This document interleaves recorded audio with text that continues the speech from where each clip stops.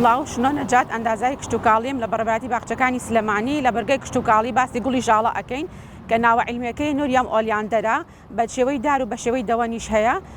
نازناوەکەی پێ دەتێت گوڵی درۆزن هەروەها گوڵی هێرۆشیماشی پێدەوترێت لە ناوچەی سەرەکیەکەی یان مۆڵتنەکەی لە ناوچەکانی دەریای ناوەڕاستا و وڵاتی چین و ئەمریکاش درێژە بێتەوە.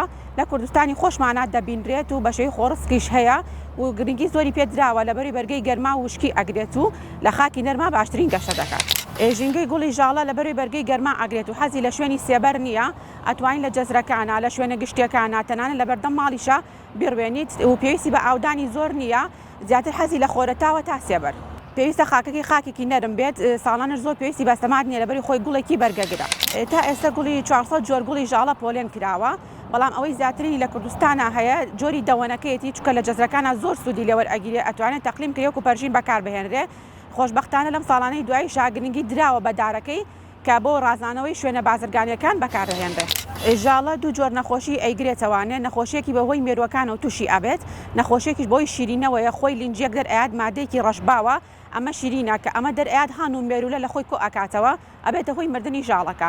بۆ ئەم جۆری نەخۆشیە دەرمان هەیە لە نەمامگەکان خۆشبەختانە، ئەتوانی بۆی بکڕی بۆی بەکار بێنیت.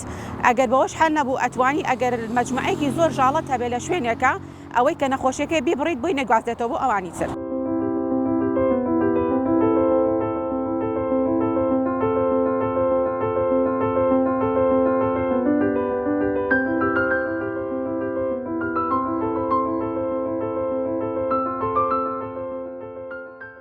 ژاڵە لە ڕووی زانستیەوە تەنها بۆ یەک حاڵەتی نەخۆشی سوودی لێوەرئەگیرێ، ئێش بە ڕێژەیەکی زۆر کەم بەپێی توێژینەوەی ژێرپەنجەی ئەمریکایی بۆیان دەرکەوتووە کە ژاڵە سوودی لە نەخۆشی ژێرپەنجەیان نەبووە، بەڵام بۆ نەخۆشی ماسوولکەی دڵ سوودی لێوەرگیراوە بە ڕێژەیەکی زۆر کەم لەبەر ئەوەی خۆی ژاڵە گوڵێکی زەهراویە.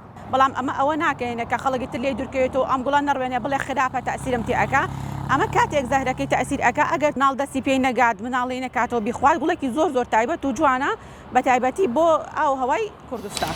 لەگەڵ ئەوە ژاڵە دیمەنێکی زۆر جوانی هەیە، گوڵێکی کراوەی هەیە و گوڵەکەی بە شێوەی هێشوویە، چەند ڕەنگێکی هەیە بەڵام زیاترینی لە کوردستاندا سپی و پەمێتۆقەکەی یان مێلە و سوورەکەی زۆر باوە. بە پێی توێژینەوەکان کە لە ئەمریکا کراوە ئەم ئاگاداریانە دراوە لەسەر گوڵی ژاڵە هەم بۆ نەخۆشی سوودی لێوەرەگیری هەم بۆ باری بازرگانیش.